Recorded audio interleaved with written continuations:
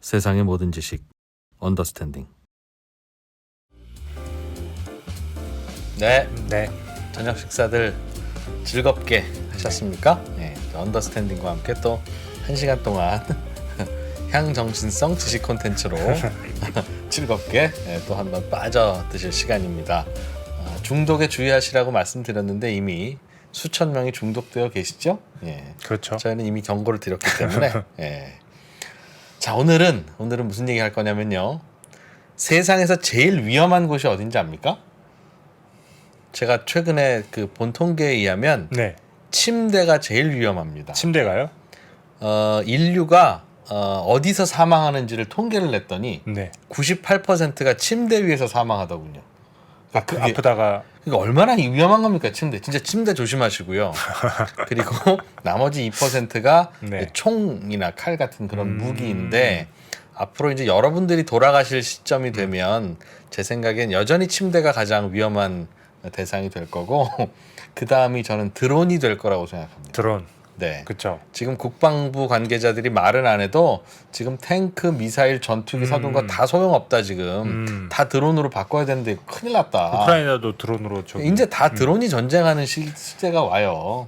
그러면 여러분도 이제 침대 아니면 드론 둘 중에 한 것 때문에 돌아가시게 될 텐데 네. 그래서 오늘은 드론이 공격을 할 때 어떻게 방어를 해야 되는지 네. 그것에 대해서 연구하신 분을 모셔서 드론을 어떻게 막아내는지에 대한 설명을 해주실 겁니다. 이름이 안티 드론 기술이라고 예, 하더라고요. 그렇죠. 그러니까 드론의 특성도 알아야 되고 드론을 어떻게 방어하는지를 알아야 우리가 생존할 수 있지 않겠습니까? 그렇죠. 네. 여러분들이 다 이제 아파트도 막 서너 채씩 있으시고 기업들도 몇 개 갖고 계시지만 목숨은 딱 하나밖에 없으시잖아요. 맞습니다. 그러니까 오늘 지금 하는 드론 퇴치법 드론 퇴치법. 알아두셔야 합니다. 이런 거 어디서 들으시겠습니까? 언더스탠딩입니다. 잠시 후에 카이스트 전기 및 전자공학부의 김용대 교수님이 이 분야 또 전문가라고 하셔서 저희가 납치해 왔습니다. 잠시 후에 뵙죠. 네, 우리나라 최고의 대학 카이스트에서 네. 전기 및 전자공학부에서 연구와 강의를 하고 계시는 김용대 교수님을 만나보겠습니다. 어서 오세요. 네, 안녕하세요. 네. 안녕하세요. 네.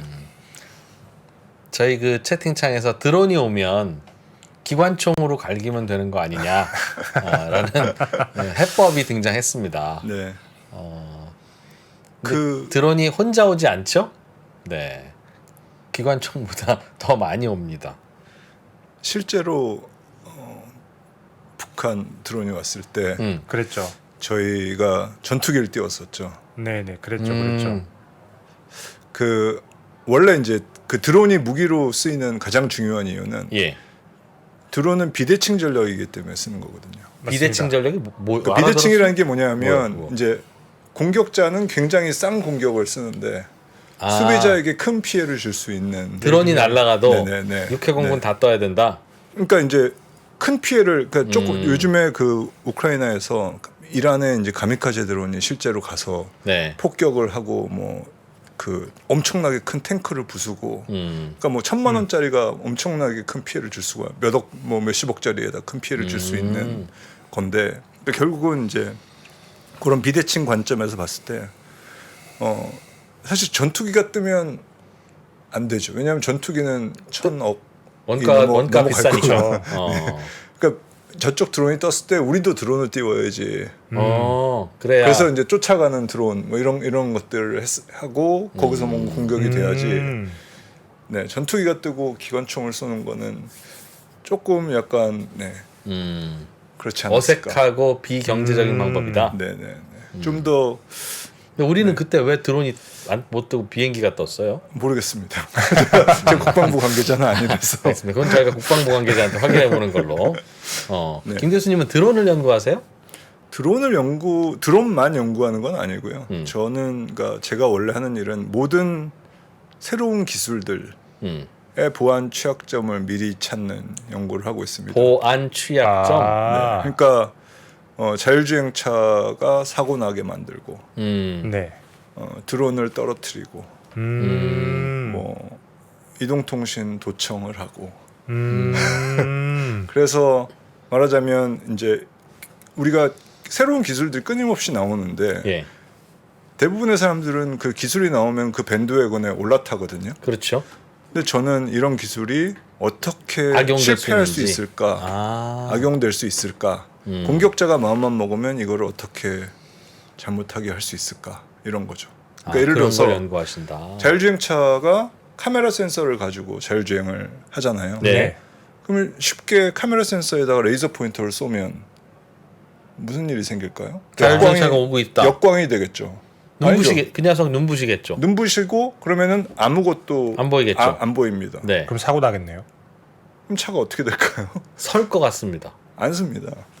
하던 짓 아무것도 계속해요. 탐지를 안 하고 그러니까 원래 이제 5세대 자율주행이 되면 아. 쓰든지 가든지 둘 중에 하나를 결정을 해야 되는 거죠. 예. 근데 앞이 안 보이면은 이제 자율주행차가 어떻게 할지 아무 장애물이 없다고 인식할 수도 있겠군요. 네. 그게 이제 그런 실험들이 실제로 필요한 건데 오. 우리는 안 하고 있지 않나 이런 거죠. 그러니까 결국은 이제 새로운 기술이 나오면 그 기술의 메커니즘에 대해서 정확하게 이해를 하고 얘를 어떻게 망가뜨릴 수 있을까. 그걸 또 거꾸로 연구도 하시고. 네네. 근데 그래서 맨날 이제 욕을 먹었죠. 왜 너는 맨날 파괴적인 것만 하냐. 근데 그 중에 칭찬받고 있는 게 적의 드론이 날라왔을 때 드론을 떨어뜨리는 기술은 그거는 좋은 거다. 그렇죠. 저게 자율주행 그렇죠. 트럭이 올지 어떻게 합니까? 그렇죠. 자율주행 탱크가 우리를 공격할 수도 있고. 그래서 오늘은 아마 드론 얘기를 할 것 같습니다. 적의 드론이 많이 오면 네. 우리는 어떻게 대응하고 방어하는 게 가장 효과적인가? 네. 기관총으로 난사한다. 그거는 별로 좋은 방법은 아니죠. 왜냐하면 실제로 우리나라도 못 맞췄거든요. 드론 너무 조그맣고 멀리 있죠 또. 요만한 드론들도 있거든요. 이런 책만한 드론도 있어요. 예. 요만한 게. 그런 것도 있죠. 예. 그러니까 멀리서 올 때 이걸 맞추기 어렵다. 그렇죠. 예. 근데 얘가 와서 우리를 공격해요. 요만한 드론이 와서. 여기다 폭탄 싣고 가서 공격은 할 수 있죠. 신기하다. 이따가 보여드리. 예. 폭탄을 실은 드론은 아니지만 알겠습니다. 보여드리도록 하겠습니다. 네. 그러면 그 드론을 어떻게 방어하는지를 알려면 뭐 드론의 원리부터 배워야 되나요? 네. 그래서 이제 드론이 일단 어떻게 동작이 되는지를 먼저 잠깐 설명을 드리도록 하겠습니다. 교수님 오늘 저희가 알고 싶은 건 드론을 어떻게 방어하느냐니까. 네네. 너무 어렵지 않게. 이 얘기했다가 드론의 네. 원리로 막 3시간 가르치고 싶으면 안 됩니다. 전혀 아닙니다. 네, 그냥 굉장히 간단하게 드론을 막기 위해서 우리가 최소한 알아야 될 거. 네, 알겠습니다. 그것만 예. 그래서 이제 왜냐하면 이제 요 각각의 메커니즘에 사실은 떨어뜨리는 방법이 다 들어있는데요. 그러니까 사실 제일 중요한 거는 요 플라이트 컨트롤러라는 애가 네. 드론의 뇌의 역할을 하는 애입니다. 얘가 모든 결정을 다 네모 하는데요. 박스들은 다 그럼 드론의 부품들을 설명하는 겁니까? 부품이라기보다는 하나의 기능들? 기능이나 뭐 그런 그런 거라고 보시면 될 것 같고요. 네. 그다음에 이제 저희가 아는 컨트롤러 원격으로 제어하는 컨트롤러 같은 게 있죠. 네. 요 이제 요거랑 요거 사이에 실제 통신은 무선 통신을 통해서 일어나는 거고 네. 그래서 컨트롤러랑 이제 유저 컨트롤러 사용자가 이제 조그 셔틀 같이 움직이는 거가 이제 플라이트 컨트롤러라는 애가 있고요. 플라이트 컨트롤러가 그럼 드론 몸체에 달려 있는 핵심 두뇌 같은 느낌이네요. 그죠? 두뇌입니다.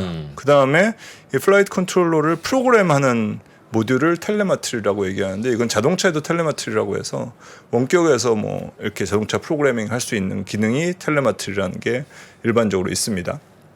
그리고 이제 요거 말고 이제 다양한 센서 값들이 있습니다. 왜냐하면 모든 자율 어쩌고 저쩌고가 되기 위해서는 인식을 해야 되니까. 인식을 하고 인식된 값에 따라서 제가 움직이거든요. 그렇기 때문에 다양한 센서들이 들어 있습니다.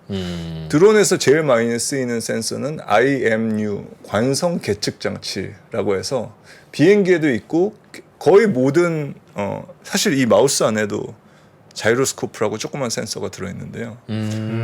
다양한 센서들이 어쨌든 비행기 안에 있어서 내가 어떤 위치에 있는지 어디로 가속이 붙는지 그런 것들을 이제 센서가 가르쳐 줍니다.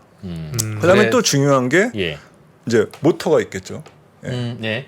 모터 같은 애들이 막 뱅글뱅글 돌 거고 그다음에 이제 또 하나는 위치를 알아야 되기 때문에 GPS 수신기 같은 게 들어 있습니다. 그럴 것 같아요. 그래서 GPS 수신기의 값과 뭐 텔레메트리에서 프로그래밍을 한다든지 그 다음에 센서 값과 그 다음에 이제 사용자가 컨트롤하는 값들을 얘가 계산을 해가지고 모터를 어디로 돌릴래 이거를 결정하는 이 정도 메커니즘으로 되어 있다.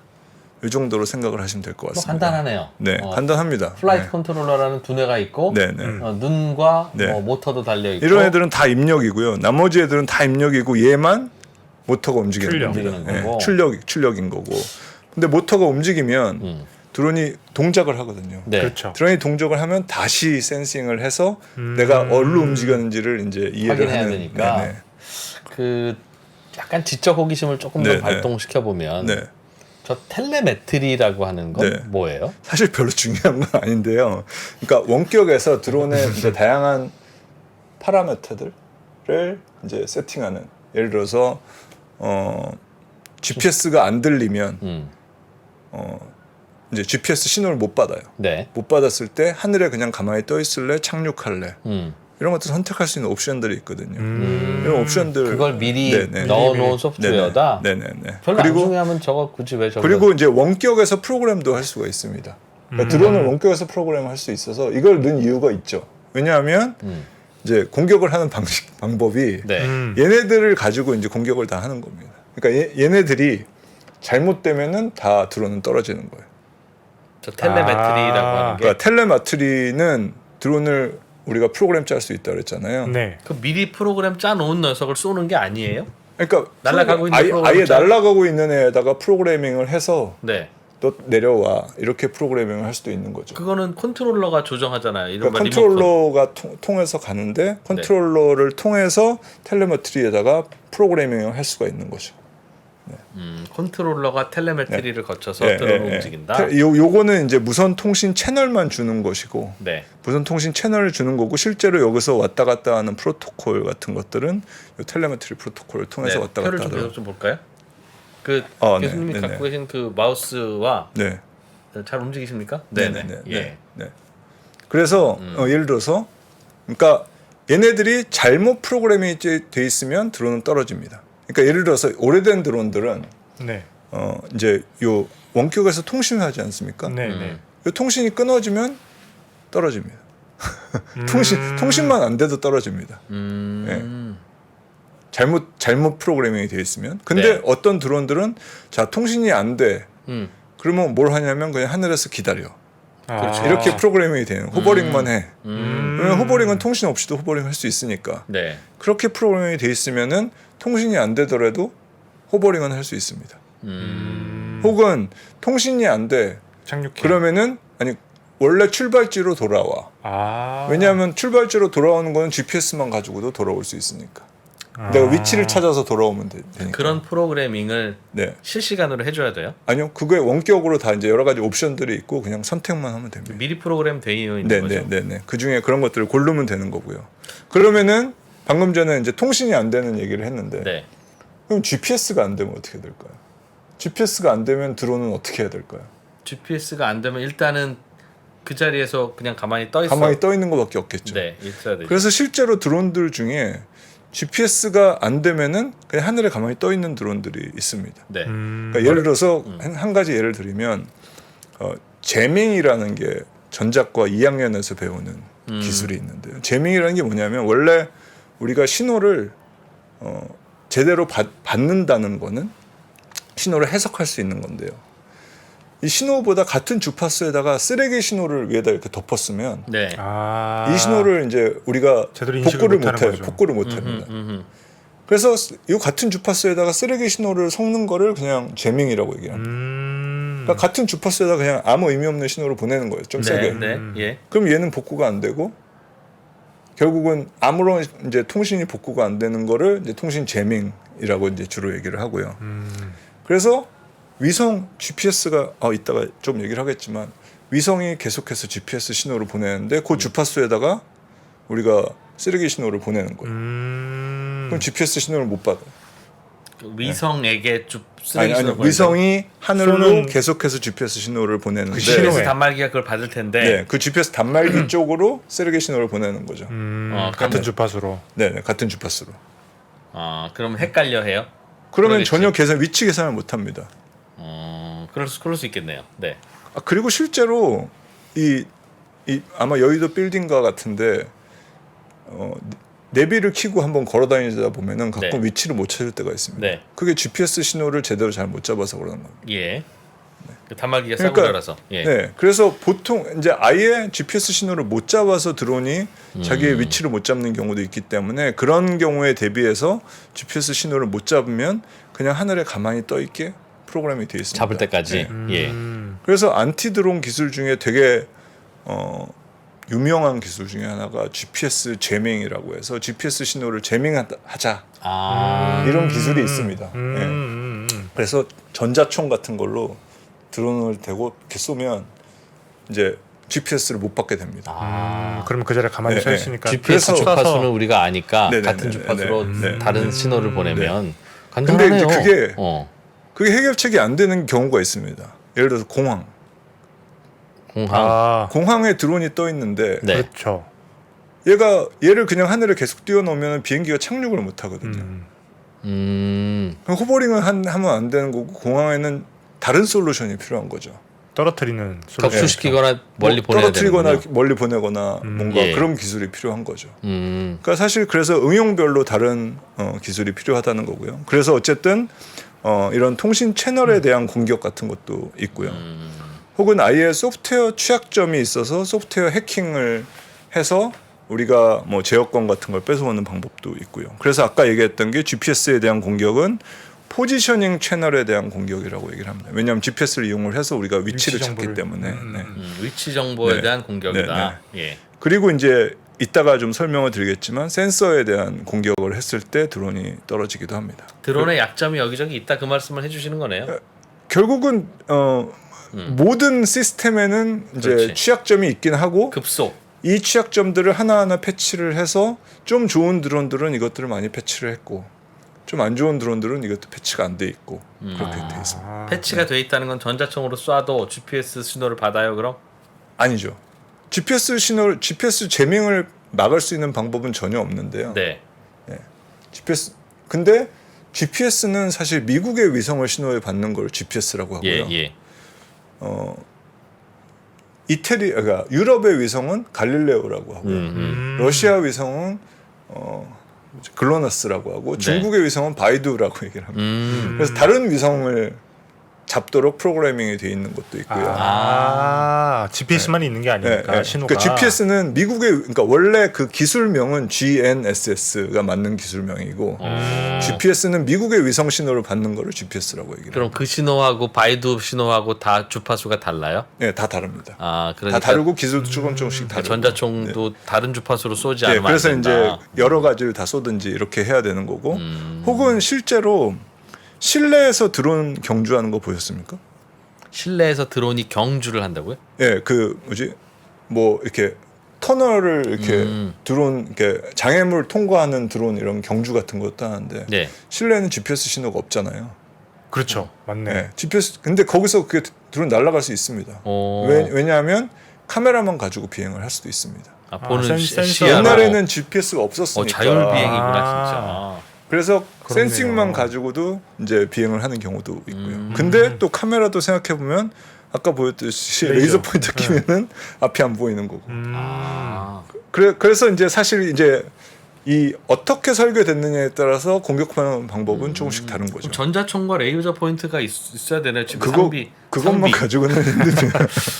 사실 비싼 거는 다 이렇게 네네네. 있지 않습니까? 예. 그래서 그죠? 이제 예. 조금씩 그러면은 이제 무기로서 무기 혹은 뭐 우리의 그 기반 시설을 방어하는 기술로서의 좋은 안티 드론 기술은 일단은 파워를 좀 덜 썼으면 좋을 거고 공격 거리가 멀었으면 좋을 거고 그렇죠. 정확하면 좋을 거고 우회하기가 힘들면은 힘들수록 더 좋은 안티 드론 기술입니다. 방어가 그렇죠. 그러니까 안티 드론이라는 건 드론을 떨어뜨리는 기술이고 예. 그러니까 떨어뜨리는 거를 우회하기 힘들어야지 더 좋은 안티 그렇죠, 드론 당연히. 기술이겠죠. 그건 당연한 네네네. 얘기 하신 거고요. 그러니까 이 네 가지가 이제 가장 기본적인 요구 조건인데 현대에는 요거 네 가지 이외에 네 가지 조건을 더 추가를 합니다.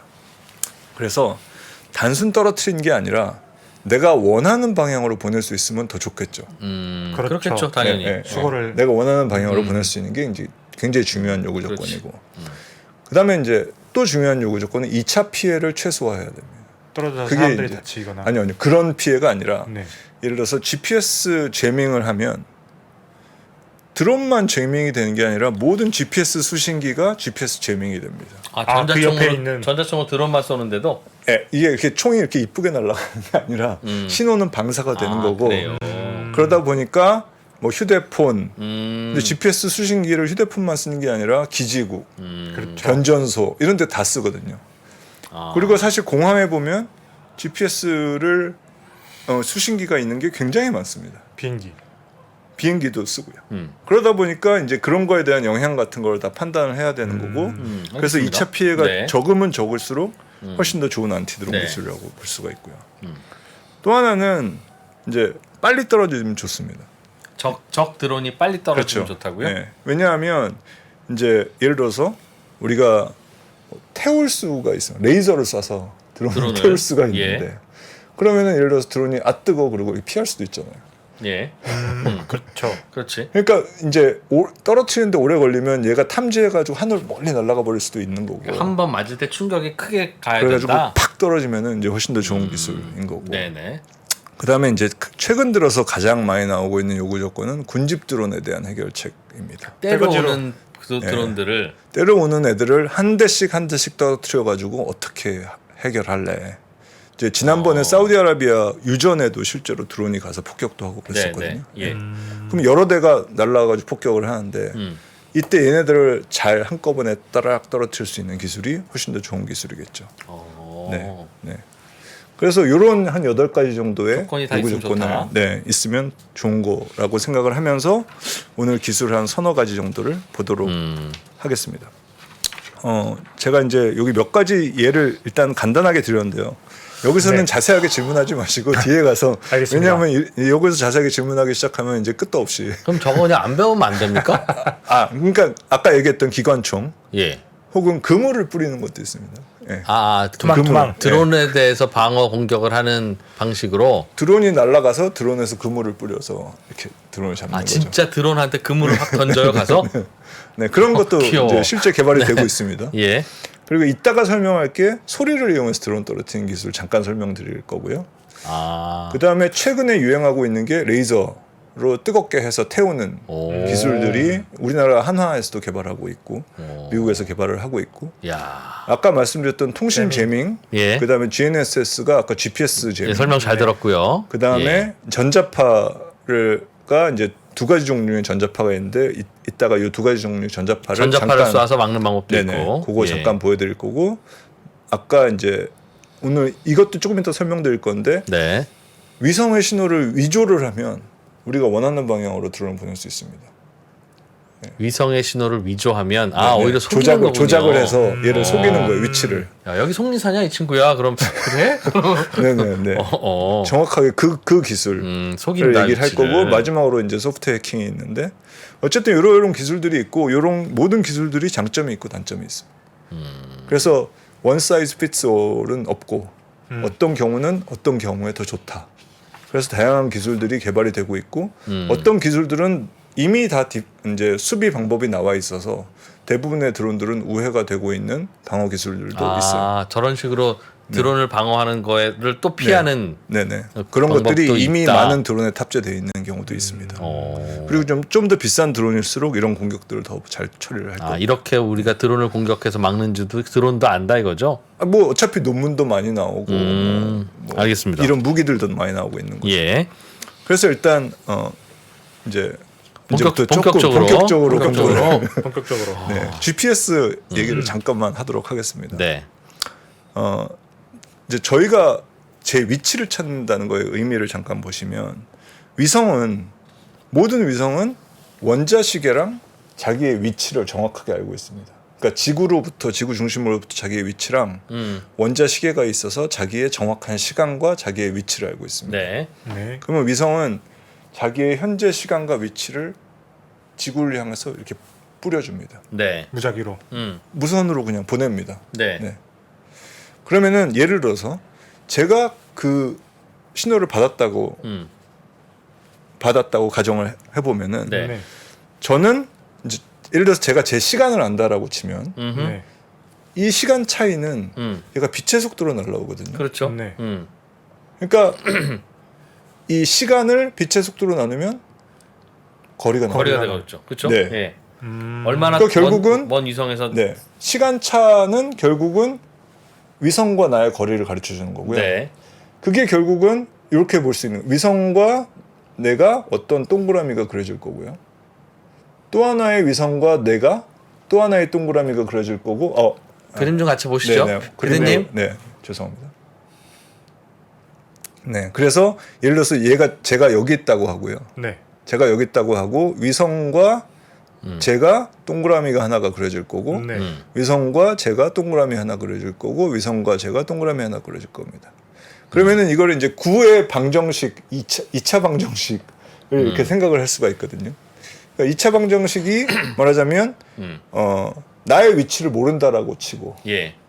네, 나의 위치를 모른다라고 치고 이렇게 원을 세 개를 세 개 그리고 그리면 네, 그러면은 나의 위치를 찾아가는 방정식을 풀면 되겠죠. 두 개 가지고는 나의 특정 그렇죠. 그럼 두 점이 나오겠죠. 네. 두 점이 나오는 게 아니니까. 두 점이 나오니까 둘 중에 어느 모르니까 세 개가 최소한 있어야 되는데 아하. 근데 저희는 사실 시간도 모르거든요. 정확하게. 왜냐하면 우리의 시계는 사실 정확하지 않기 때문에 네. 이제 시간도 정확하게 계산을 하고 싶으면은 시간까지 모른다라고 생각하면은 위성이 6개 정도 있으면은 실제로 이제 요거에 좀 더 이제 연장된 방정식은 현실은 시간과 위치를 모른다고 쳤을 때 예. 위성 6개의 신호가 있으면은 우리는 이런 2차 방정식 같은 걸 풀어서 아하. 저의 위치와 시간을 알 수가 있습니다. 네. 이과만 이해할 수 있는 겁니다. 요게 아닙니다. 이거만 네, 이해하는 아니요, 게 뭐 아닌데. 이거 원 세계라서 네, 이거 그냥 쉬운 얘기입니다. 이거 사실 중학교 수업입니다. 아 그렇죠. 2차 방식은 중학교 수학이죠. 네. 여기까지 됐으면 네. 그러면은 이제 이런 공격을 음. 저랑 앉았으니까 이제 공격 해킹을 해보시는 겁니다. 네. 예. 공격자가 신호가 위성에서 날라오는 걸 잡아서 네. 조금 있다가 다시 집으로 쏴주는 보내주는 거예요. 아 시간을 그러면은 어떻게 될까요? 시간이 늘어나겠죠. 시간 계산이 잘못되는 거죠. 누가 잡았어요? 공격자가 공격자가. 해커가 중간에 안티바이러스, 중간에. 드론 방어군들이 네네네. 네. 위성에서 오는 신호를 잡아서 좀 예. 시간이 있다가 보내주는 거예요. 그럼 거리가 늘어나겠죠. 속이는구나. 예. 그렇죠. 그럼 거리가 늘어나겠죠. 예. 네. 그럼 이렇게 거리가 늘어나도록 하면은 이 방정식 자체가 바뀔 거고 그러면서 내 위치 파악이 위치가 안 되겠네. 바뀔 예. 수가 있습니다. 예. 네. 이게 GPS 스푸핑이라는 기술입니다. 결국은 신호를 잡았다가 늦게 쐈죠. 딜레이를 주고 늦게 쏴서 보내주는 게 GPS 스푸핑 기술인데 그거 어떻게 해요? 근데 인공위성에서 쏘는 GPS 위성이 쏘는 그거를 그걸 잡기가 힘드니까 예. 그럼 어떻게 하면 되느냐? 어차피 인공위성의 위치를 미리 계산을 하고요. 네. 그냥 계산을 해서 보내주는 겁니다. 그러니까 위성 6개의 좌표를 미리 계산을 하고 우리가 방어군이 미리 계산을 해서 얘네가 보낼 시점에 우리가 똑같이 보내주고 신호를 조금 세게 보내는 거예요. 그러면 위성 거는 바뀔 못 수 받고 있으니까. 우리 거를 받는 거예요. 가짜 GPS 신호를 네, 적 드론에게 쏜다. 네네네. 네. 오. 그러면은 원래 위성 신호를 받고 있다가 우리 위성 신호를 받게 되고 오. 땅에서 쏜 위성 신호를 착각을 해서 위치를 착각하게 되는 거예요. 아 그래요? 네. 야 그러면 딴 데로 보낼 수도 있겠네요. 그러니까 이제 아까 GPS 제밍이 있고 GPS 스푸핑이 있다고 했는데 네. 제밍은 이 신호를 아예 못 받게 막 세게 쏘는 거고 그래서 멍하니 바보 만드는 거. 거고 스푸핑은 요거를 계산을 잘 해서 아 속여서. 위치를 조작하게 만드는 겁니다. 근데 그거를 혹시 그럼 내가 요럴 줄 알고 또 요렇게도 하지롱 하는 다른 그 자체에 대한 또 방어 방법은 없어요? 근데 네. 사실 GPS 프로토콜은 보안이 없습니다. 그러니까 보안이 없다는 게 뭐냐면 안전하게 만들 수 있는 방법이 없습니다. 왜냐하면 최악의 공격은 우리가 무슨 암호화를 하건 뭘 하건 간에 잡았다가 보내주는 거를 막을 수 있는 방법은 없거든요. 네. 그러니까 예를 들어서 이제 이런 걸 생각을 해보겠습니다. 드론이 날아가는데 네. 이 위에 드론이 떠 있는 거예요. 네. 엄청나게 큰 드론이. 방어 드론이. 방어 드론이. 예. 그 얘가 이제 잡아보고. 얘는 이제 얘가 못 받게 할 수 있는 거잖아요. GPS 신호를. 밑으로 제밍을 하는 거예요. 예. 제밍을 하고 저 위성 신호 못 받게 하고 근데 얘가 이렇게 쏴버리면 네. 얘는 이게 진짜 위성에서 보내는 건지 얘가 보내는 알 수 건지 없다. 구분할 수가 없는 그래서 거죠. 이 방어 방법은 드론이 피할 수 네네. 없다는. 그러니까 인증 이런 것도 아무것도 없고요. 네. 그리고 항상 잡았다가 조금 있다 보내면 되는 거기 때문에 그거에 대해서 이게 잘못됐다는 걸 사실 탐지할 수 있는 방법은 GPS 신호 네. 하나마다 딱히 뭔가 이렇게 구별점이 네, 있는 게 네. 아니기 때문에 잡았다가 다시 보내는 잡았다 다시 보내는 그거는 어렵지는 않아요? 그건 어렵지 않습니다. 뭐 어디다 뭐 하나 붙이기만 하면 돼요? 그 대부분의 도청 뭐 이런 데서 하는 것들이 신호를 그냥 네, 잡았다가 조금 그러면 분리했다가. 한반도 상공에 네. 그 꽤 높은 곳 여러 곳에다가 네. 그 잡았다가 다시 뿌리는 그럴 역할을 하는 드론이든 위성이든 뭘 좀 여러 개 띄워 놓으면. 근데 그러면 네. 아까도 말씀드렸듯이 2차 피해. 우리가 GPS가 아니라 2차 피해. 우리도 GPS 우리가 아닌데 내비가 아무것도 안 돼요. 그러니까 매일 하라는 게 아니라 그 떠 있다가 저게 드론이 오면 잡았다 이제 딴 데로 보내 그렇게 하는 거죠. 아니 그래서 네. 이제 사실 이제 지금 저희가 개발하고 있는 것 중에 하나는 하늘 이제 적의 드론이 왔을 때 네. 우리 드론을 띄우고 띄어서 약한 신호로 스푸핑을 하면서 이렇게 아. 착륙시키는 이런 기술을 개발을 하려고 노력을 하고 있습니다. 드론이 왔을 때 네네. 접근해서 야 우리 과자 사줄게 아저씨 따라와 이렇게 해가지고 드론을 네네. 데리고 가서 착륙시키는. 네. 거기가 아니야 일로 와야 돼 이렇게 그래서 일단 살짝 데모를 하나 보여드리도록 네. 하겠습니다. 예. 네. 요거는 지금 이제 위조를 하기 위해서 열심히 노력을 하고 있는 거고요.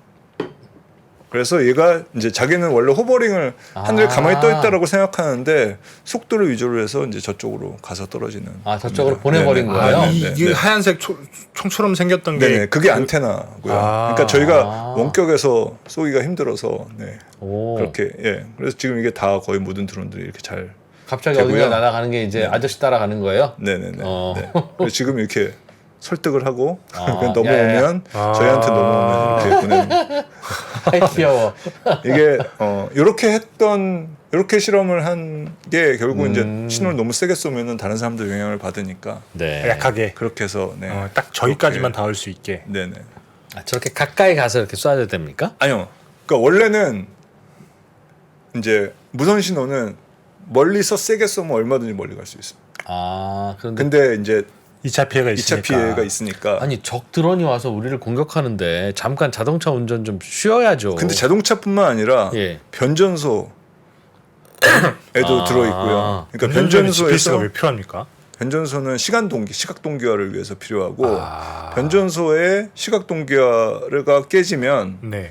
예를 들어서 정전 같은 게 일어난다거나 이런 논문들이 이미 다 발표가 되어 있습니다. 그래서 운전소의 시각 동기화가 깨지면 그러니까 와. GPS를 이용을 해서 시간을 다 똑같이 맞추거든요. 변전소는 그래서 시간을 이렇게 그래야지 이렇게. 어디가 더 필요하다 이런 것들을 정확하게 알 수 있으니까. 그런데 그게 깨지면 네네네. 그리고 정전이 증권거래소에도 있습니다. 뭐가요? GPS 수신기가 시각 동기화를 위해서 정확하게 지금 정확히 시각 몇 시인지 동기화를 알아야 되니까. 네네네. 와 GPS 그게 위성 사실 굉장히 많습니다. 위성 신호를 받아야 시간을 정확히 알 수 네네. 있습니까? 네네. 그럼 왜냐하면 우리 아까 얘기 드렸듯이 얘네들은 원자시계를 갖고 있고 위성들은 위성들은 원자시계를 갖고 있고 걔네들이 보낸 신호를 이용을 해서 우리가 정확하게 시간을 계산하는 거예요. 우리는 지상에는 원자식이 없어요? 원자시계가 있지만 걔네랑 통신을 통해 가지고 걔네한테 정확한 시간을 받기는 힘들겠죠. 네. 그 위성에서 아래로 쏴- 위성은 사실 몇 개가 없는데 그 몇 개 안 되는 위성들이 전 세계인에게 정확한 시간을 제공을 해주고 있는 거죠. 그걸 그냥 위성 안 띄우고 하려면 그런 정확한 원자시계가 사람마다 다 있어야 되니까. 정확하게 보시면 아마 차에 시계 있지 않습니까? 있습니다. 그 시계 다 부정확하잖아요. 그렇죠. 그러니까 모든 맞던데. 클락은 드리프트한다 이렇게 얘기를 합니다. 클락은 무조건 틀리게 돼 있는데요. 맞춰줘야 되죠. 맞춰줘야 되는데 이렇게 이제 휴대폰 전화는 절대 안 틀립니다. GPS를 받아서. 왜냐하면 GPS를 통해서 계속 동기화를 하기 때문에. 그래서 시각 동기화가 GPS한테는 굉장히 중요한 GPS는 시각 동기화를 제공해주는 굉장히 좋은 프로토콜이고 제가 생각하는 위치를 그렇지만- 잡는 것보다 그게 훨씬 더 중요한 거예요. 위치도 중요한데 네, 증권 3%는 아무래도 또 그래서 그렇긴 하지만 어쨌든 시각 동기화를 위해서 GPS가 굉장히 중요하고 야. 이제 GPS 재밍 같은 걸 하면은 시각 동기화 같은데 문제가 생길 수는 야. 있습니다. 네. 그래서 뭐 그런 것들에 대한 방어가 어느 정도는 돼 있겠지만 어쨌든 네. 그렇군요. 야. 네. 이제 GPS 이해를 하셨으니까 알겠습니다. 이제 또 다른 얘기를 조금 하려고 얘기를 하는데 해주면 재밌겠네요. 네, 네. 어. 요거는 이제 드론은 대표적인 제어 시스템 중에 하나라고 얘기를 합니다. 우리가 제어라고 얘기를 하는 게 로봇, 네. 컨트롤. 자율주행, 음. 드론 이런 애들은 다 컨트롤 시스템이라고 주로 얘기를 합니다. 이 컨트롤 시스템이 뭐냐면 센싱하고 그 다음에 생각하고 액추에이션하고 예. 이거를 반복하는 시스템이 컨트롤 시스템입니다. 그렇죠. 센싱 그 다음에 생각하고 액추에이션 그치. 이걸 반복을 합니다. 저기 옵니다. 네. 쏴야지 임마. 알겠습니다. 탁. 저기 옵니다. 쏴야지 임마. 알겠습니다. 탁. 이거 그죠. 그래서 이제 드론의 제어에 대해서 잠깐 음. 조금 기술적으로 설명을 드리겠습니다. 네. 그래서 아까 말씀드렸던 IMU라는 센서가 있는데요. 이 IMU 안에는 센서가 11개가 들어 있습니다. 네. 11개가 들어 있는데 그중에 제일 중요한 건 9개가 들어 있는데요. 9개도 사실 세 가지 종류의 센서가 세 방향으로, 그러니까 X, Y, Z 세 가지 네, 센서가 예. X, Y, Z 방향으로 있고요. 첫 번째 센서가 자이로스코프라는 센서가 있습니다. 드론에 들어있는 센서 중에. 네. 자이로스코프는 이제 평행은- X축, Y축, Z축으로 이제 내가 얼로 이제 흔들리는지 내가 다시 똑바로 날고 있는지. 똑바로 날고 있는지 그거를 알려주는. X축, Y축, Z축으로 예. 판단해 주는 값이 예. 자이로스코프. 예. 그다음에 가속도계 엑셀러로미터라고 해서 음. X축, Y축, Z축으로 가속도를 재는 게 있습니다. 음. 그다음에 마지막으로 자기장계 예. 마그네토미터라고 해서 X축, Y축, Z축으로 자기장을 매주하는 센서가 있습니다. 그 왜제요? 자기장은? 자기장도 마찬가지로 이제 뭐 땅으로부터 높이나 이런 것들을 잴 수 있어서 내 네, 위치를 네, 알려주는 네, 네. 거군요. 예. 그리고 뭐 사실 건물 옆에 있으면 이제 자기장 같은 게 생기고 그래서 그런 것들을 이용을 해서 제어도 하기도 하거든요. 그래서 어쨌든 너무 자세한 걸 물어보시면 제가 잘 모릅니다. 네. 저는 사실 연구실의 마케팅 매니저이기 때문에 네. 어쨌든 네. 그럼 아예 그냥 네. 처음부터 말씀 안 해주셨으면 아니요. 이게 사실 IMU 센스 얘기를 안 해주셨으면 아는 부분을 설명드릴 겁니다. 네, 그래서 알겠습니다. 이제 그래서 IMU 센서가 어쨌든 9개의 값이 나오는데 네. 그 9개의 값들이 요 컨트롤 유닛이라는 게 아까 얘기했듯이 뇌라고 얘기했는데 이게 하나의 컴퓨터 보드입니다. 이 보드로 9개의 값이 들어가는 겁니다. 그러니까 네. 센서랑 메인 보드랑 독립적으로 돼 있고 센서 값이 9개가 들어가면 이 9개의 센서가 이제 크게 두 가지 일을 하는데요. 하나는 네. 나의 현재 나의 자세를 판단을 합니다. 왜냐하면 센서 값들을 이용을 하면 그러니까요. 예. 나의 센서 값을 판단을 할 수 있겠죠. 그래서 이 커런트 애티튜드를 알아낸다는 게 결국은 센서 값들을 보고 내가 현재 상태가 어떤지를 판단을 하는 게 한 가지가 있고 네. 그다음에 타겟 애티튜드는 내가 어느 쪽으로 가고 싶은지 네. 네. 그러면은 내가 가고 싶은 거랑 나의 현재 위치 현재 자세를 보면은 할 수 있죠. 차이가 있겠죠. 예. 그 차이만큼 움직이면 되는 겁니다. 그렇죠. 그래서 그 차이를 계산을 한 게 델타라는 거고 이 델타만큼을 실제로 드론 모터들에게 얼마만큼 움직여라라는 걸 계산을 여기 애티튜드 컨트롤러라는 거에서 하는데 여기서 타겟 앵글 같은 걸 정하고 각도를 정하고 이 각도를 만족하기 위한 자료를 좀 볼까요, 피디님? 모터의 네. 예. 모터의 속도를 예. 결정을 하도록 이렇게 되어 있습니다. 네. 모터의 속도를 결정을 하면 이 모터의 속도에 따라서 이 로터라는 애가 돌고 돌면은 자세가 바뀌고 자세가 바뀌면 또 센싱하고 이렇게 되어 있습니다. 그래서 이제 다시 한번 정리를 해보면 네. 나의 현재 자세를 파악하고 네. 목표 자세와 내 자세의 차이를 읽고 그 읽은 만큼 그 차이만큼을 보정해 주려고 실제로 모터가 도는 프로펠러가 도는 거고 그거 얼마만큼 도는지 계산을 한 다음에 그 계산한 값을 모터한테 주고 잘 네. 됐는지 확인해보고 네네네. 또 안 됐으면 네. 하고 네네. 저런 것이 계속 내부에서 이게 돌아가면 계속해서 돌아가는 겁니다. 우리가 네. 보기에는 네. 어유 드론이 혼자 움직이네. 네, 잘 도네. 네. 그게 되는 겁니다. 그렇게 보인다는 네. 거죠. 네. 예. 그래서 이제 요 메커니즘에 대해서 이제 저희 연구실에서 해킹을 했었는데요. 이제 저희가 락킹 드론이라고 해서 이제 소리를 이용해서 드론을 떨어뜨렸었습니다. 그러니까 그게 궁금합니다. 어떻게 가능한 건가요, 그게? 그래서 이제 소리를 질러요? 아니 저기 소리로 방해할 수 있는 게 뭐가 자 있죠? 잠시만 이제 설명을 드리면, 네. 그러니까 가만히 있으라고 공격이 하겠습니다. 없을 때는 이 센서 값들이 되게 이제 얌전하게 들어가는데요. 저희가 IMU에다가 뭔가 공격을 할 겁니다. 정확하게 소리를 틀어줄 거고요. 예. 소리를 틀어주면 이 들어가는 센서 값이 막 부르르 떨리기 시작을 합니다. 근데 사실은 재밌는 거는 이 센서 값이 떨리는 게 중요한 게 아니라 이게 드론을 떨어뜨려야 되는 거잖아요. 그렇죠. 그렇죠. 근데 예. 이게 떨렸을 때 나중에 모터로 들어가는 명령어를 보니까 빨라졌다 느렸다 하면서 막 떨리면서 들어가라는 거죠. 그러니까 모터가 빠르게 느리게 이러면서 제어가 불가능해지고 드론이 떨어지더라. 당황한 거네요. 아, 어떤 음파를 넣었더니 네, 어떤 특정 음파를 넣었더니 우연히 발견한 거예요, 저걸? 그거 우연히는 아니고 이제 거기서 지금부터 요거를 조금 더 자세하게 설명을 드리도록 하겠습니다. 네. 그러니까 결국은 잘 소리를, 아시는 내용은 네. 되게 자세하게 설명해 주시네요. 네네네.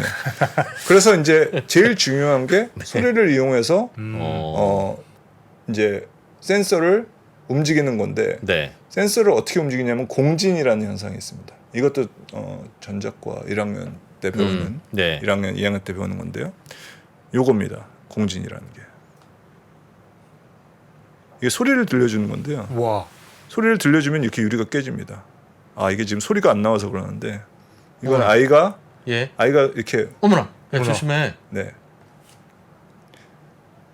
모든 기계 장치는 공진 주파수라는 게 있고요. 네. 특정 주파수의 소리나 입력을 주면 기계 장치는 이렇게 흔들려요. 비정상적으로 막 부르르 떨립니다. 맞아요. 그거를 음. 공진 현상이라고 얘기를 하고 아마 그런 거 보셨는지 모르겠는데 다리가 네. 특정 바람이 불면 다리가 막 이렇게 아니, 우리도 그러다가- 일하다가 옆에서 음악 틀어놓으면 그냥 가만히 또 이렇게 하게 되잖아요. 그거랑은 조금 다른 그건 좀 다른 거고. 같은 겁니다, 교수님. 예, 특정 입력에 따라서 이제 이런 비정상적인 행동을 할 때가 있는 거고. 네. 옛날 테크노마트도 그래서 한번 흔들렸던 적이 있잖아요. 네? 모르시는구나. 어디- 저기 강변에 있는 테크노마트가 네네네네. 한번 흔들렸을 그럼 때. 공진으로 네. 갈 때가 있습니다. 네네네. 그래서 그 옛날에 이란의 원자력 발전소 해킹을 했던 적이 있었는데 네. 그때도 이란의 원자력 발전소 안에 원심 분리기에 공진을 일으킨 겁니다. 원심 분리기에 공진을 일으키면 원심 분리기가 막 이렇게 하다가 팡 하고 터져가지고 네. 그래가지고 원자력 발전기를 다 작살냈던 미국의 해킹이 오. 있었고요. 네. 그래서 공진이라는 게 이제 이만큼 이제 무서운 건데요. 네. 그래서 센서한테 공진을 일으켜서 드론을 떨어뜨리는 건데 일단 잠깐 비디오를 보여드리도록 하겠습니다. 이게 보면은 소리가 이제 처음에 10초 동안은 소리를 안 틀어주는데요. 여기 보시면 온다. 스피커를 붙여놨거든요. 예. 그다가 10초 후에 소리를 들려주면 드론이 이렇게 떨어집니다. 그리고 바닥에서 파닥파닥거리고 좀 뜨려고 노력을 하는데, 결국 뜨려고 노력을 망가지는. 하는데 못 뜨죠. 저 위에 네. 모자처럼 조그맣게 쓰여온 게 그게 스피커예요? 네, 스피커 붙이고 한 겁니다. 네, 스피커 붙이고 일단 실험했습니다. 네. 그래서 그래서 소리를 들려주면 드론이 떨어지긴 하더라. 어. 그런데 이제 귀여워. 네, 귀엽죠. 네. 귀여운데 교수님 질문 있습니다. 네. 저거는 모든 공격해오는 드론에 우리가 스피커를 갖다 붙일 수가 없잖아요. 그렇죠. 네. 그럼 음파를 어떻게? 그래서 그 다음 실험을 보여드릴게요. 네. 일단 요 이제 스피커 붙이고 한 실험의 이제 중간 결과를 조금만 보여드릴게요. 네네. 네. 네. 보시면은 요게 이제 아까 자이로스코프의 X축, Y축, Z축이고 네. 처음에 10초 동안은 센서 값들이 비교적 조용하다가 소리를 들려주기 시작하면은 X축, Y축, Z축이 막 미친 듯이 떨립니다. 공진에 의해서. 공진에 의해서 이게 센서가 떨리는 거고요. 네. 그런데 이때 모터의 속도를 보니까 이렇게 되더라고요. 증폭이 되는 거네요. 모터의 속도가 최저 최고를 계속 왔다 갔다 하는 거예요. 모터가 미치는구나. 소리를 들으면. 근데 그게 왜냐하면 이제 드론 제어 알고리즘에 PID라는 알고리즘이 있는데요. 예.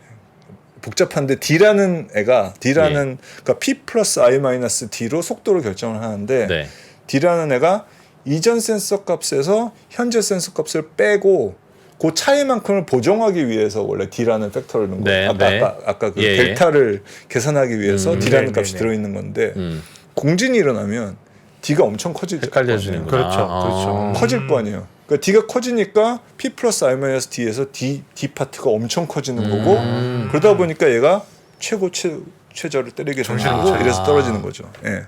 그래서 소리 때문에 드론이 떨어지는 역사가 이루어진 거고 아까 이제 질문하셨듯이 스피커 붙여가지고 드론 못 떨어뜨리니까 이제 학생을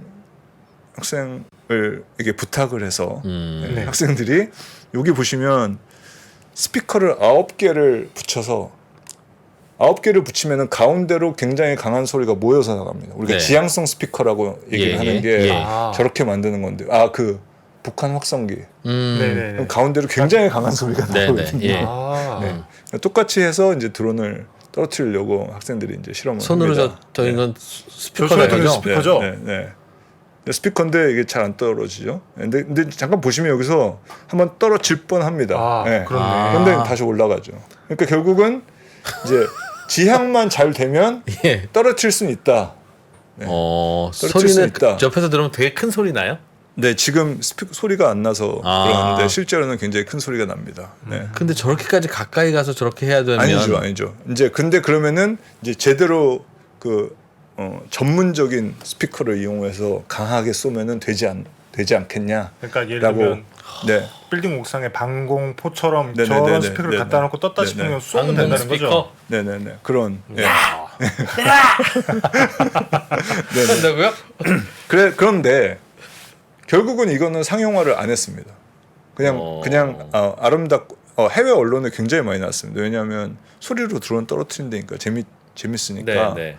저희가 언론 그 프레스 릴리즈도 안 했는데 기자가 논문을 읽고 재밌다 그러고 기사를 다 써줬었는데 근데 결국은 이제 소리는 거리의 제곱의 반비례를 해서 날아가고 네. 이때 썼던 건 사실 압을 이용을 한 겁니다. 그러니까 소리의 압력이 이제 센서의 오작동을 일으켰던 겁니다. 근데 어쨌든 거리의 제곱의 반비례 해서 가다 보니까 멀리 압을 세게 유지할 수 있는 방법이 별로 쉽지 않죠. 없어서 예. 그래서 무기로 개발은 포기를 했습니다. 방어 무기로 네. 개발 안 되고 네. 예. 포기는 했는데 2021년 최근에 네. 되게 재밌는 걸 발견을 했는데 미국의 샌디아 랩이라는 데서 샌디아 내셔널 랩 국가연구소에서 재밌는 실험을 했습니다. 어떤 실험을 했냐면 폭탄을 터트리면 폭탄에서 폭압이 나오지 않습니까? 네. 그렇죠. 그럼 이 폭압이 드론을 떨어뜨릴 수 있는가 실험을 한 겁니다. 아까 음압이랑 비슷한 효과겠네요. 네. 근데 그거랑 다른 점은 폭탄은 보낼 수가 있잖아요. 네. 이렇게 보내서 이렇게 터트리면 어. 걔가 멀리 있는 드론을 한꺼번에 떨어뜨릴 수 있는지 예. 그 실험을 했던 거고요. 잘 떨어졌다라고 그래요? 얘기를 하는데 파편 맞아 떨어진 게 아닌가? 이제 네. 그게 결국은 이제 얘네들이 그거를 실험 이제 그 충분히 제어가 되는 환경에서 실험을 했었는데 파편 맞아서 안 터뜨리고 일부러 그렇게 했던 이유가 군집 드론 때문에 파편 맞아서 떨어지는 거는 군집 드론에 그렇게 효과가 없으니까. 그렇겠죠. 예. 네. 그래서 이제 그 실험을 하기 위해서 했었다라는 얘기를 들었는데 사실 학교에서 네. 폭탄 실험은 할 수는 없어서 그렇네요. 아직 그렇네. 거기까지는 이제 가지는 못하고 있습니다. 음압, 네. 폭압 이런 건 피할 수가 없으니까. 네네네. 파편이나 뭐 이젤을 튀어서 피할 수는 드론이 있겠죠. 왔을 때 어떻게 방어하는지를 네. 그럼 국방부가 연구 실험 공부를 안 하고 네. 지금 카이스트의 김용대 교수님이 지금 하는 거예요 지금? 뭐 근데 뭐 아직 폭탄 네. 값 없네. 그럼 네. 아이, 우리 내년에 적금 부어서 또 실험하자 이러고 있어요 지금? 넘어가겠습니다.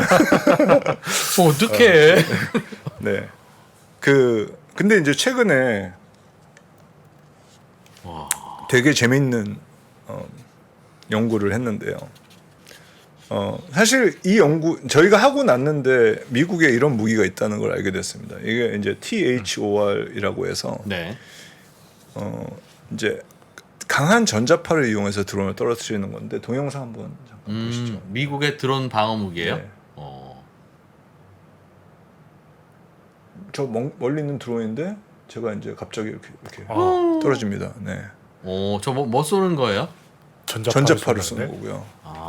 전자파를 쏘는데 드론이 왜 떨어지냐? 근데 사실은 미국의 그 무기들은 설명이 없으면 왜 떨어지는지 어떤 재원으로 됐는지 그런 게 없는데 저희가 이제 최근에 했던 연구가 이 연구랑 상당히 비슷합니다. 아 그래요? 그래서 그 연구 설명을 또 잠깐만 드리도록 하겠습니다. 근데 사실 저희가 했던 연구는 아까 얘기했던 소리로 했던 거랑 되게 비슷합니다. 근데 조금 다릅니다. 왜냐하면 아까 지금 그림에 보시면 소리로 했을 때는 소리로 센서를 자극을 했고 그 자극된 센서가 막 공진을 일으켰고 공진된 센서가 모터한테 속도를 빠르게 느리게 해서 드론이 떨어졌다는 네. 거죠. 네. 그리고 사실 아까 그 자이로스코프라는 센서는 뭐랑 비슷하냐면 인간 귀에 달팽이관. 달팽이관, 세방고리관과 똑같은 역할을 하는 애고 예, 균형 잡아야 돼. 우리가 중이염 같은 게 걸리면 평형을 못 잡는 거랑 똑같습니다. 네. 그래서 드론이 떨어지는 것도 어떻게 보면은 이제 이 세방고리관이 고장이 나서 드론이 떨어졌다 이렇게 생각을 해도 되는 거거든요. 예. 이 락킹 드론이라는 기술은. 그런데 이제 그런 생각을 한 거죠. 세방고리관을 고장 낼 게 아니라 여기서 뇌까지 이렇게 신경이 갈 거 아니에요. 예. 그럼 이 신경을 막아도 되지 않냐 아. 이런 생각을 한 거죠. 왜 센서를 각각 공격을 하느냐. 아, 연결고리만 막아주면. 연결고리만 막으면 센서 값이 안 갈 거고 안 가면은 이것도 계산 못 할 텐데. 그러니까 집집마다 전기를 못 들어가게 하려면 굳이 발전소를 공격할 게 아니라 네. 중간에 전봇대에서 이것만 끊으면 되지 않냐 하는 그런 뭐 말씀 발전 아니죠. 그러니까 그렇게 얘기하면 각 집에 플러그를 집에 두꺼비 집을 내릴 게 아니라 플러그만 뽑으면 된다. 예, 플러그만 뽑으면 된다인 거죠. 왜냐하면 발전소를 죽이는 거는 뇌를 박살내요. 네, 예. 알겠습니다. 네, 제가 보기엔 비슷한 것 같은데. 어쨌든 네, 그래서 그래서 일단은 이제 요 센서를 고장내는 대신에 통신을 고장내면 어떨까 생각을 한 겁니다. 네. 그럼 통신을 어떻게 고장을 내느냐?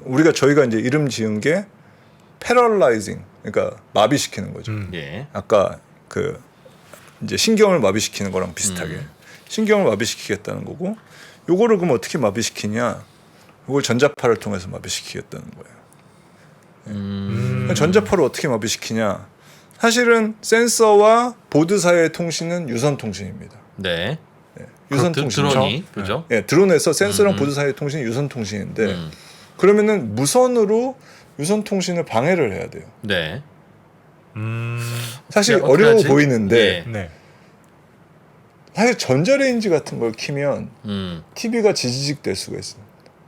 그럴 것 같아요. 마이크로웨이브. 그런 전자파라는 게 결국은 그런 겁니다. 결국은 다양한 생활 속의 전자파가 유선 회로에 실질적인 영향을 끼치는 거고, 그래서 통신이 제대로 안 된다거나 오작동을 일으키는 경우가 상당히 많이 있는 거거든요. 네. 그래서 이제 요 회로를 이제 요 통신을 망가뜨릴 수 있는 방법이 뭐가 있을까? 라고 생각을 하고 전자파 주파수를 찾은 거죠. 아. 그래서 동영상을 또 보여드리려고 하겠습니다. 네. 이야. 그래서 이거 조금 잘라서 설명을 드릴게요. 예, 잠깐 멈추고 설명을 드리면 요 뒤에 요 빨간 폴이 안테나고요. 네. 드론이 하도 많이 고장이 나서 이렇게 잠깐 묶어놨습니다. 묶어서 날리고 있고, 요게 이제 신호 생성기고요. 예. 네. 예, 신호 생성기에서 특정 주파수의 전자파를 만들어낼 거예요. 근데 요 주파수는 이 드론의 메인보드의 통신을 방해를 할 거고요. 할 거고. 네. 예. 요게 이제 센서 값들인데요. 여기 밑에 보시면은 이렇게 색깔이 있는데 여기 9개의 센서 값들이고, 센서 값들. 요 센서 값들이 이렇게 흘러가고 있습니다. 그리고 요게 드론이 생각하는 드론의 네. 자세가 이렇게 돼 있는 네. 거고, 그래서 이제 조금 있다가 학생이 요 스위치를 올리면 네. 올리려고 하면은 그때는 드론을 봐주시고요. 네. 드론이 탁 무너지면은 그때는 센서를 한번 봐주시면 네. 좋겠습니다. 예. 네. 그래서 이제 시작하면은 일단은 요 센서랑 얘네들이 얼마나 이제 안정적인지 잠깐 보시고, 지금 안정적이죠? 꽤 안정적으로 잘 되고 있고, 네. 예. 그러다가 이제 학생이 좀 이따 스위치를 올릴 겁니다. 그럼 전자파가 날아가고, 드론이 잘 날고 있다는 뜻이죠. 네네네, 날아가고 이제 전자파가 키면은 날아가죠? 키는 순간에 곧바로 바로 꺾어졌어요. 오. 그리게 보시면은 센서가 이게 진짜 센서 많이- 값들이에요. 마셨네. 센서 값들이 완전히 다 뒤집어지고, 네, 어... 보셨죠? 전자파가 와. 얼마나 해로운지. 이제 그 전자파가 결국은 센서 값이 전달되는 걸 망가뜨리고 그리고 센서 값이 없으니까 드론이 제대로 못 나는 그럼 거고 특정 전자파가 특정 있어요? 주파수가 아, 그 찾아야 되는 네네네. 거죠? 그 얘기도 또 조금 이따 잠시만 드리겠습니다. 네. 그래서 어쨌든 이렇게 됐고 요거를 그러면 원격 드론 원격에 있는 애한테 잠시만요. 네.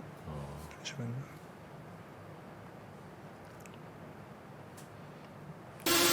네. 좀 이따 이제 원격에서 떨어뜨리는 걸 보여드릴게요. 그냥 한 10m 정도까지 실험을 해봤는데요.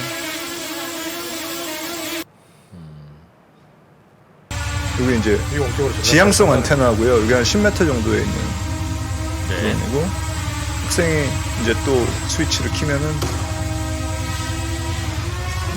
여기 또 이렇게 오.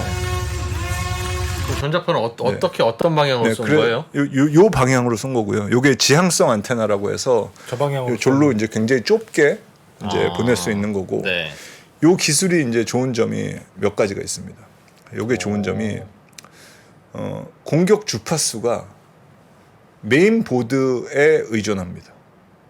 그러니까 메인 보드마다 공격 주파수가 다릅니다. 그럼 날라오는 드론의 메인 보드를 알아야 되잖아요. 네, 네.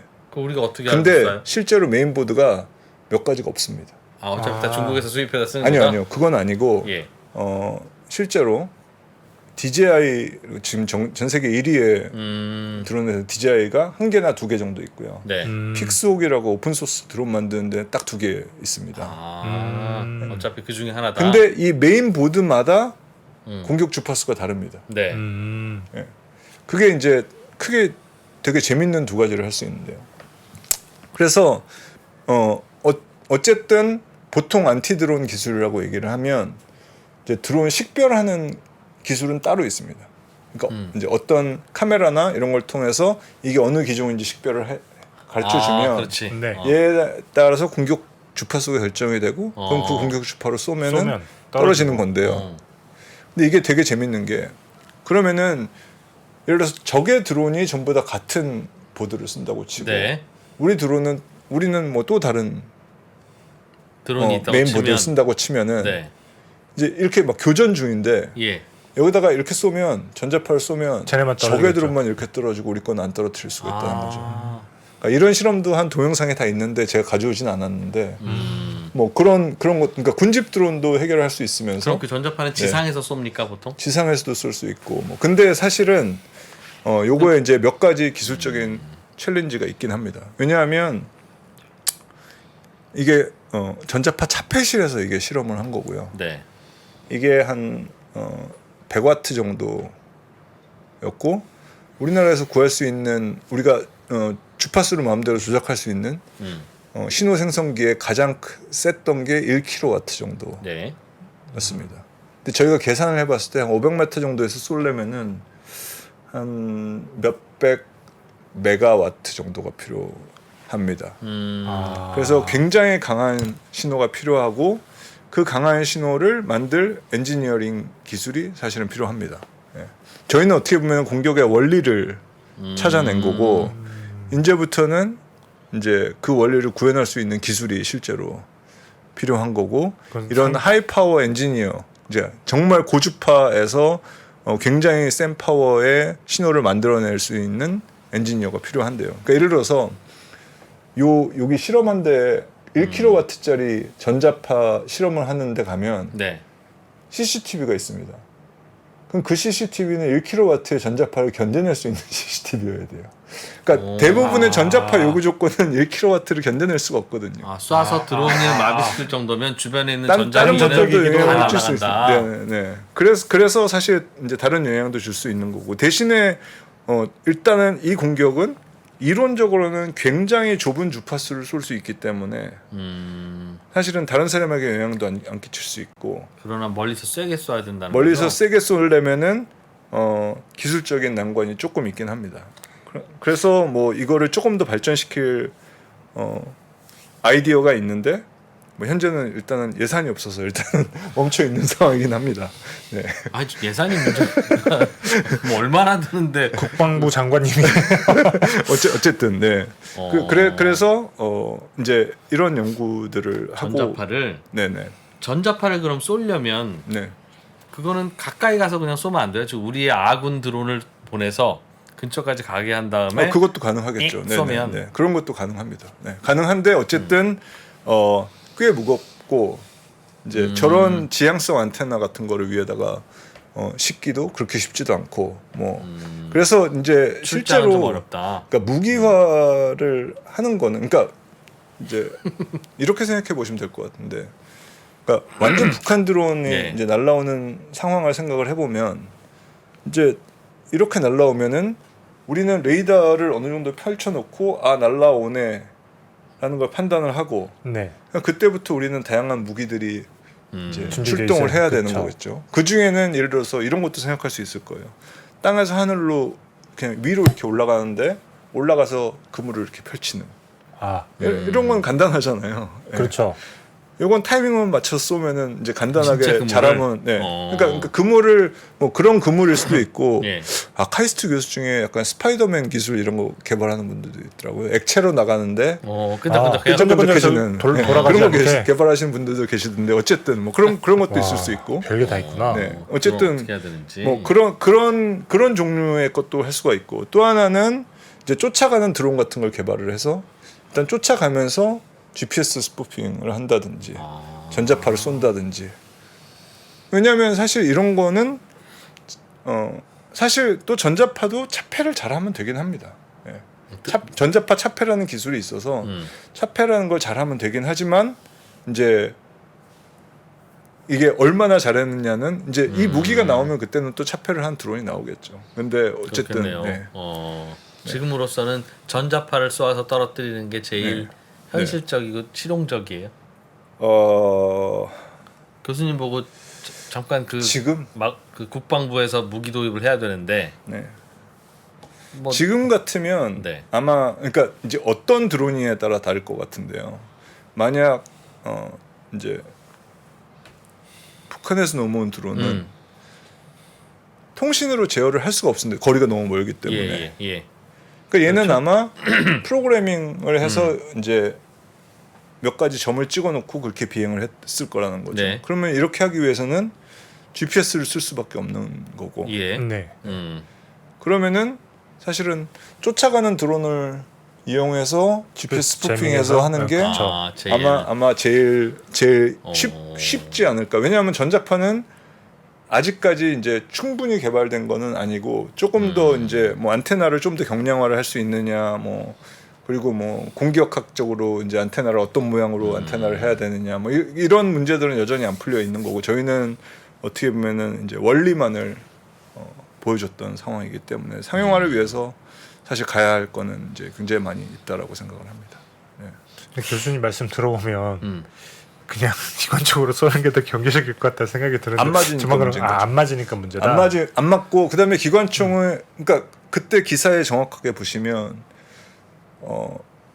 마음대로 총을 쏘지 못했다. 왜냐하면 이제 거기서 막 기관총이 날아가는데 그게 땅으로 다 떨어질 거 아니에요. 2차 피해. 그러니까 기관총알들이 하늘에서 땅으로 떨어진다고 생각하면 국민들이 맞습니다. 그러니까 이제 특정 마음대로 쏠 방향이 수가 아니면 없구나. 기관총을 못 쏜 거죠.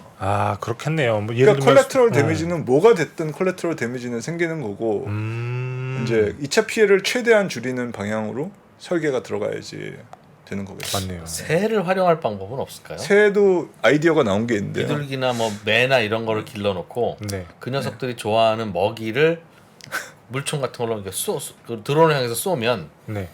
드론에 그 먹이가 뭐 액체든 뭐 찐덕찐덕한 거든 묻으면 가서 지들이 먹을 거 아닙니까? 실제 그렇게 훈련된 드론도 있긴 하고요. 그렇게 훈련된 매도 있긴 한데 드론 잡는 네, 드론 잡는 새가 있긴 한데 그게 아. 아마 장난감 드론 같은 데는 잘 되겠지만 그렇죠. 무기한테는 안 되겠죠. 공격용으로는 그렇지. 매가 가서 뭐 근데 어쨌든 지금 상황으로서는 우크라이나 같은 데서는 지금 우크라이나랑 러시아랑 서로 드론 가지고 싸운대요. 서로 때리는데 어떻게 할 수가 없는 상황. 방어 기술이 충분하지 않으니까. 그러니까 그냥 서로 뭐 그 우크라이나 드론이 음. 뭐 러시아의 엄청 큰 탱크를 박살을 내고 이런 게 너무 자주 있는 상황이라서 답이 없. 야, 그러니까 우리는 지금 최첨단 그 현대전에 어떻게 대응할지를 그렇죠. 국방부도 모르는 걸 아니죠. 준비를 많이 하고 있죠. 네, 준비를 많이 하고 있죠. 국방부에서 네, 지금 현재 준비하고 있고 아마 최근에도 그 드론 대응 부대 같은 것도 만들어진 걸로 알고 있고 근데 어쨌든 우리나라가 이제 드론 생산 관점에서도 전 세계 17인가 18인가 이렇게 된다라고 들었어요. 네, 예. 그래서 사실 드론 기술 자체가 그렇게 우리나라에서 큰 관심을 받지도 않았었고 근데 이게 사실 우크라이나 전쟁 자체가 이제 드론이 얼마나 위험한 건지 현대전에서 드론의 의미 그러면은 이 드론을 해결할 수 있는 기술을 어떻게 빨리 찾아야 될지 이런 거에 대한 숙제를 어떻게 보면은 우리에게 다 던져주고 있는 것이고 그런 것들에 대한 연구를 네, 학생들과 재밌게 하고 계시는군요. 네. 미국은 이미 전자파까지 쏴서 잡을 수 있는 무기를 만들어 놓은 거잖아요. 근데 저것도 사막에서 실험을 한 거잖아요. 아까 사막에서? 보셨으면 그래. 사막에 사람 아무 데서 없는 데서 한 거잖아요. 그러니까 저게 될지 모르죠. 상용화에 대해서 쓰기 위해서 어떤 조건인지는 아무것도 발표를 한 게 없기 때문에 저게 어떤 2차 피해를 줄지는 솔직히 지금 잘 모르고 있는 상황이에요. 지금 왜냐하면 잘못하면 아군의 모든 무기들을 다 망가뜨릴 수도 그렇죠. 있는 거기 때문에 혹은 아군 드론을 떨어뜨려 버리면 또 그것도 문제가 되는 거잖아요. 그래서 이제 그렇게 쓰는 조건 자체가 힘들어지거나 이러면 못 쓸 수도 있어서. 네. 진짜 드론은 중국이 제일 잘 만듭니까? 아니죠. 이제 가면까지 드론은 이란이 제일 잘 만들고 그다음에 이제 마켓 쉐어로 민간용 드론으로 1위는 DJI고요. 그런데 DJI는 우리는 군용 드론 절대 안 만든다라고 선언을 하고 군용 드론은 안 만들고 있는 거고. 근데 뭐 터키 뭐 굉장히 많은 나라들에서 사실 드론 잘 만들고 군용 드론 잘 만들고 있죠. 지금으로서는 그냥 그물밖에 없는 거네. 물리적인 그물. 근데 그물도 이제 한번 빗나가면 네. 방법이 수거를 하는데 힘들고 막 이러니까. 그냥 그 일회용으로. 그러니까 일회용인데 그거를 그런 드론을 몇 대나 해야 될지 뭐 이런 것들도. 드론이 날아가서 그물을 쏘는 거죠, 그럼. 그렇죠. 네. 그렇죠. 예, 그물 쏘는 거죠. 스파이더맨처럼 못 잡으면 큰일 나는. 큰 그물을 드론이 양쪽에서 쌍끌이로 이렇게 꺼. 그런 것도 시연한 적도 있고요. 있어요? 근데 이제 그렇게 되기 위해서는 사실 드론 2대가 이렇게 잘 날아간다는 것 자체가 그렇게 쉽지도 않습니다. 그게 또 제어 자체가 그렇게 쉽지 않은 거고. 적들은 수십 개가 날아와서 우리를 쏘는데 사실 적도 보통은 군집 드론이 5개 이상 되기가는 힘들다라고 알려져 있습니다. 조정을 그렇게 하기가. 그러니까 이제 자율비행으로 5대 이상이 동시에 날아오기가. 왜냐하면 자기들끼리 부딪힐 수도 있고 그래서 통신을 해야 되는데 이제 통신을 이제 광범위하게 하기 쉽지 않으니까. 서로 통신을 하면서 정확하게 계산하면서 날르는 것도 쉽지 않다고 하고. 드론에도 이제 AI도 많이 들어오고 있고 그러면서 드론 기술도 계속 바뀌고 있고. 그래서 사실 좀 더 많은 학생들이 이제 드론 연구도 하고 이랬으면 좋을 것 같은데. 어떻게 진짜 정말 이제 미래전은 드론 다 들어. 날아오면 네. 그 예전에 우리가 쓰던 무기들이 그런 거잖아요. 돌 던지고 불화살 쏘고 뭐 이런 거 그런 시대 올 것 같아 돌 던져야 진짜. 돼. 투석기를 가져와라. 사실 개인 입장에서 뭔가 몰래 촬영하고 뭐 이런 것들을 사실 탐지한다거나 이런 거는 사실은 또 힘들긴 하죠. 그러니까 아까 처음에 드론이 나를 공격하러 올 때 나는 그럼 개인이 뭘 해야 될까를 생각해 보면 사실 별로 국가도 할 수 있는 게 별로 없는데 아무것도 없겠네요, 진짜. 개인으로서는 그냥 커튼 닫아놓고 사시는 게. 와. 그러니까 십몇 층에 산다고 안심하시지 마시고. 드론이 슉 올라와서 찍으니까. 네. 전기 및 전자공학부에 가면 이제 오늘 보여주셨던 그 영상에 나오는 학생 이런 실험 하는 겁니까? 네, 저희 연구실에서는 대학원생들이 이런 것도 하고 뭐 자율주행차 사고도 내고. 그 자율주행차 요즘 자율주행차까지도 아니죠. 급발진. 급발진. 자동차 급발진. 네. 거기에 여러 가지 의심 중에 요즘 전자기기로 이제 제어하는 자동차들이 많이 나오다 보니 말씀하신 대로 뭐 다른 신호를 쓰면 뭐 차가 알아서 가기도 하고 갑자기 이렇게 신호가 뭐 생기기도 하고 그런 아까- 것 때문에 생긴 일은 혹시 아니에요? 아까 공지. 요거 있죠. 아니요. 여기 요거에다가 쓰레기 신호를 섞지 말고 네. 제대로 된 센서 값을 위조를 하면 그러니까 결국은 전자파라는 게 네. 네. 모든 와이어는 안테나로 사용이 될 수 있거든요. 예. 그러면 자동차에 예를 들어서 회로에다가 특정 신호를 주입을 할 수 있으면 네. 그러면은 구동을 시킬 수도 있겠죠. 제가 2013년에 그러니까 12년까지 미국에서 대학 교수를 하다가 12년에 한국에 왔는데 오기 직전에 했던 연구가 네. 심장 박동기를 멈추는 연구였는데요. 남의 심장 박동기를 네, 그게 어떻게 한 거냐면 정상인의 심장의 웨이브폼, 예. 심장의 웨이브폼 이거 있잖아요. 음. 이거를 심장 박동기에다 이렇게 주입을 하잖아요. 네. 그러니까 페이스메이커라고 얘기합니다. 음. 그럼 얘가 정상이라고 생각하고 심장 이렇게 펌핑을 안 하는 상황이거든요. 그러니까 센서 값을 그때는 주입을 해서 어허. 속이는 거군요. 그러면은 이제 정상이니까 얘가 돌아가지 정상인 마. 것처럼 정상인 것처럼 만드는 거였고 그때 오면서 하고 싶었던 게 사실 자동차에 대한 EMI 인젝션을 통한 말하자면 급발진 이런 연구를 해보고 싶었는데 아직까지 하지는 못했어. 근데 교수님 왜냐면- 오해가 있을 것 같아가지고 그런 네. 연구를 왜 하신 건지 아. 이유를 조금 설명을 해주셔야 될 것 같습니다. 네. 갑자기 그러니까- 교수님이 무섭다고. 보안에서 하는 연구들이 보안에서 왜 이런 공격 연구를 하느냐? 음. 결국은 이제 이런 공격들을 당할 수 해커들은 있으니까. 할 수 있다는 거죠. 내가 먼저 해커들은 할 되어보자. 건데 저희가 이런 연구를 하는 이유는 이런 연구가 문제가 될 수 있으니 그러니까 네. 대부분의 보안 연구들에서 취약점 연구를 하는 거는 이 취약점을 찾고 제조사에게 그 취약점을 가르쳐 줍니다. 그래서 이렇게 취약하시니까 고치세요. 그럼 해커가 공격을 하기 전에 그 취약점 패치를 하겠죠. 화이트해커랑 네, 비슷한 네. 거네. 화이트 해커인 거죠. 예.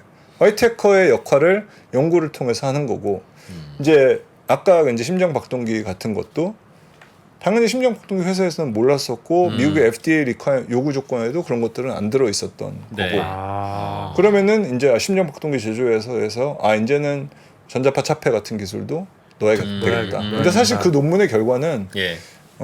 몸 안에 넣었을 때는 잘 안 들어가더라. 몸이 굉장히 좋은 전자파 차폐 역할을 하더라.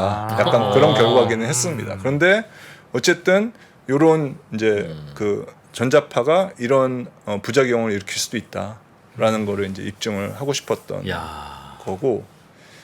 그래서 사실 보안은 공격과 수비가 있는데 네. 과학도 누군가는 문제를 찾고 누군가는 문제를 풀지 않습니까? 그렇습니다. 그렇죠. 그러니까 보안에서 새로운 공격을 찾는 거는 과학에서 새로운 문제를 찾는 거랑 똑같습니다. 아 그렇군요. 세상에. 그래서 새로운 기술 안에 새로운 공격, 그러니까 새로운 기술에 있는 존재하는 새로운 공격을 찾아내기 그런 게 제 연구의 야. 핵심이라고 볼 수 있습니다. 그러니까 야 세상에는 이런 일을 하는 분들도 있네요. 저는 오늘 소리로 드론을 잡을 수 있다는 것에 너무 큰 충격을 받아가지고 야. 사자우 같은 거 있잖아요. 음파 공격. 그럼. 얼른 드론을 방어하는 방법을 빨리 좀 연구해 주십시오. 네. 국방부는 아닙니다. 여기까지만 얘기하겠습니다. 열심히 하고 있겠습니까? 열심히 하고 있겠으나 교수님 좀 찾아주셔야 되겠습니다.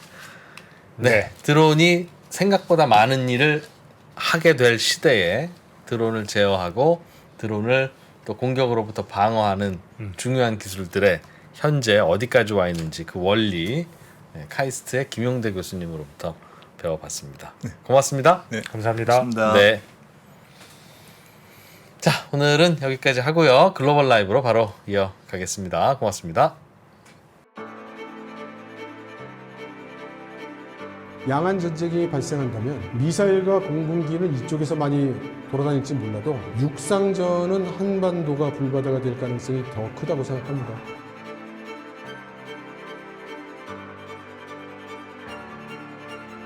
미중 관계를 새로운 시각으로 접근해 큰 인기를 끌었던 이철 박사의 강연 달라진 중국, 달라질 중국의 후속편이 책으로 나왔습니다.